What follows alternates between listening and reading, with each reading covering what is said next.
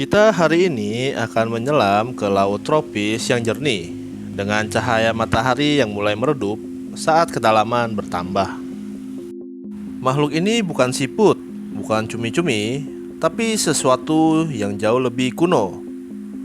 Inilah dia, Nautilus.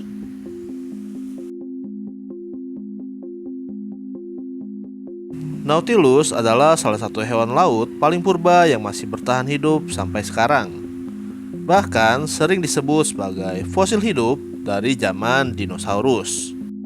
Nautilus sendiri adalah hewan laut dari kelompok moluska, kerabat jauh cumi-cumi, sotong, dan gurita. Nama ilmiahnya adalah Nautilus pompilius, spesies paling terkenal dari genus Nautilus. Dalam klasifikasi ilmiah, dia masuk keluarga Nautilidae, kelompok cephalopoda bercangkang luar yang sangat langka di zaman modern. Kalau dibandingkan dengan cephalopoda lain seperti gurita atau cumi-cumi yang tidak punya cangkang luar, Nautilus ini ibarat perwakilan kuno dari masa ratusan juta tahun yang lalu. Menariknya, nenek moyang Nautilus sudah ada sejak lebih dari 500 juta tahun lalu. Bahkan sebelum dinosaurus muncul di daratan. Fosil-fosil nautiloid ditemukan di berbagai belahan dunia, dari batuan laut purba di Amerika, Eropa, sampai ke Asia. Para ilmuwan menyadari bahwa bentuk cangkang spiral Nautilus modern hampir tidak berubah dibandingkan fosil kunonya. Ini berarti garis evolusi mereka sangat stabil dan sukses bertahan dari berbagai kepunahan massal yang memusnahkan banyak makhluk lain. Sejarah penemuannya dan pengenalan Nautilus ke dunia ilmu pengetahuan modern sebenarnya sudah cukup lama. Manusia pesisir di Samudra Hindia dan Pasifik sudah mengenal hewan ini sejak ribuan tahun. Bahkan cangkangnya sering dijadikan hiasan atau alat ritual. Namun dalam sains barat, Nautilus mulai dipelajari serius pada abad ke-18 dan ke-19. Ketika para naturalis Eropa menjelajahi wilayah tropis dan menemukan hewan bercangkang spiral yang berbeda dari siput laut biasa. Bentuk cangkangnya yang sempurna bahkan menginspirasi ilmuwan, matematika, dan seniman. Karena mengikuti pola spiral logaritmik yang dianggap sangat harmonis di alam. Secara morfologi, Nautilus punya tubuh yang unik banget. Bagian paling mencolok tentu cangkang spiralnya. Cangkang ini tidak hanya berfungsi sebagai pelindung, tapi juga sebagai alat pengatur daya apung. Di dalam cangkang Nautilus terdapat ruang-ruang terpisah yang disebut kamar atau chamber. Nautilus hanya tinggal di kamar paling luar yang paling besar, sementara kamar-kamar di belakangnya berisi gas dan cairan yang diatur untuk naik atau turun di air. Sistem ini mirip kapal selam alami. Dengan mengatur jumlah cairan di kamar cangkangnya, Nautilus bisa melayang di kedalaman tertentu tanpa harus terus berenang. Di bagian depan cangkang, keluar tubuh lunaknya yang dilengkapi puluhan tentakel kecil tanpa pengisap seperti gurita. Tentakel Nautilus jumlahnya bisa lebih dari 60 dan digunakan untuk menangkap mangsa serta meraba lingkungan sekitar. Berbeda dengan gurita atau cumi-cumi yang aktif berburu cepat, Nautilus lebih seperti pemburu lambat dan oportunis. Mereka biasanya memakan bangkai hewan laut, krustasea kecil, atau ikan yang mudah ditangkap. Karena itu, Nautilus sering dianggap sebagai pemakan bangkai laut dalam, membantu membersihkan ekosistem. Satu hal yang sangat menarik dari Nautilus adalah matanya.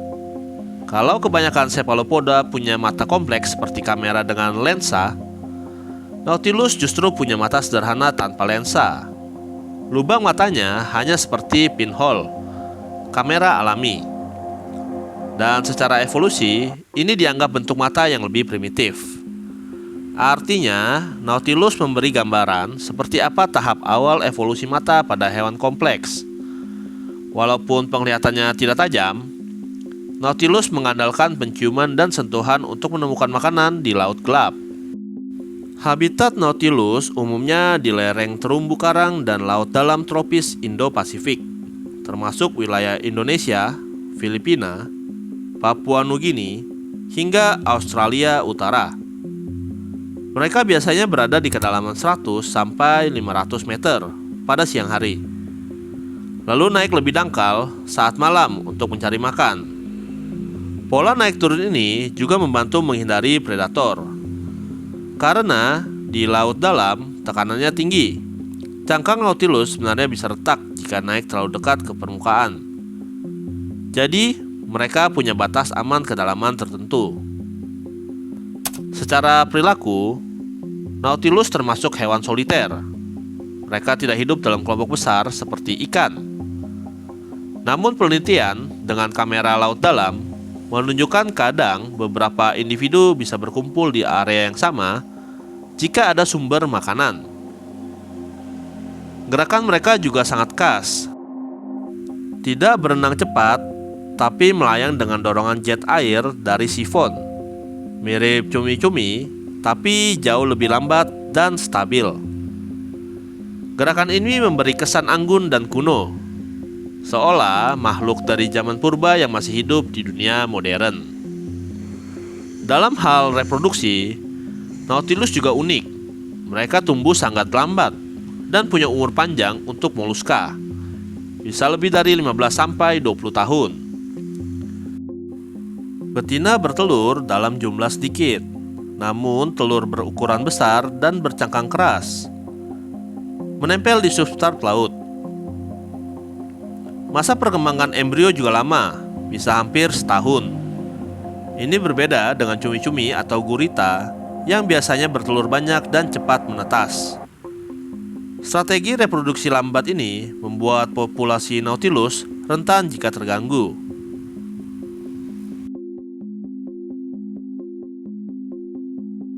Nggak tahu, tanya yang mau tanya saya.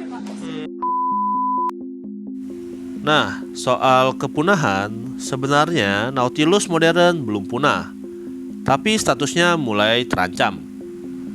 Selama ratusan juta tahun, mereka berhasil selamat dari 5 kepunahan massal besar di bumi, termasuk kepunahan dinosaurus 66 juta tahun yang lalu. Namun, ironisnya, ancaman terbesar mereka justru datang dari manusia modern.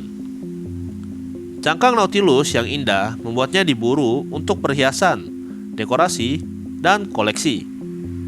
Selain itu, penangkapan dengan perangkap laut dalam bisa menguras populasi lokal dengan cepat, karena mereka lambat berkembang biak. Karena kekhawatiran ini, beberapa spesies Nautilus kini masuk daftar perlindungan internasional dan perdagangan cangkang diawasi. Dan itulah dia kisah Nautilus. Nautilus sering dianggap sebagai simbol evolusi yang berhasil tanpa berubah. Banyak hewan harus berevolusi cepat untuk bertahan. Tapi, Nautilus menunjukkan bahwa desain tubuh yang efektif bisa bertahan ratusan juta tahun hampir tanpa perubahan besar. Cangkang spiralnya yang kuat, sistem apung alami, dan gaya hidup laut dalam membuatnya relatif aman dari perubahan lingkungan ekstrim di masa lalu. Ini contoh nyata bahwa evolusi tidak selalu berarti menjadi lebih kompleks, tapi bisa juga mempertahankan bentuk yang sudah optimal. Terima kasih sudah menyelami kisah Nautilus bersama kita hari ini. Kalau kamu suka konten edukasi hewan purba dan laut dalam seperti ini, jangan lupa dukung channel ini dengan memberi like, share, komen, dan subscribe, supaya lebih banyak orang bisa mengenal makhluk luar biasa dari masa lalu yang masih hidup di laut kita sekarang. Sampai jumpa di episode berikutnya. Terima kasih.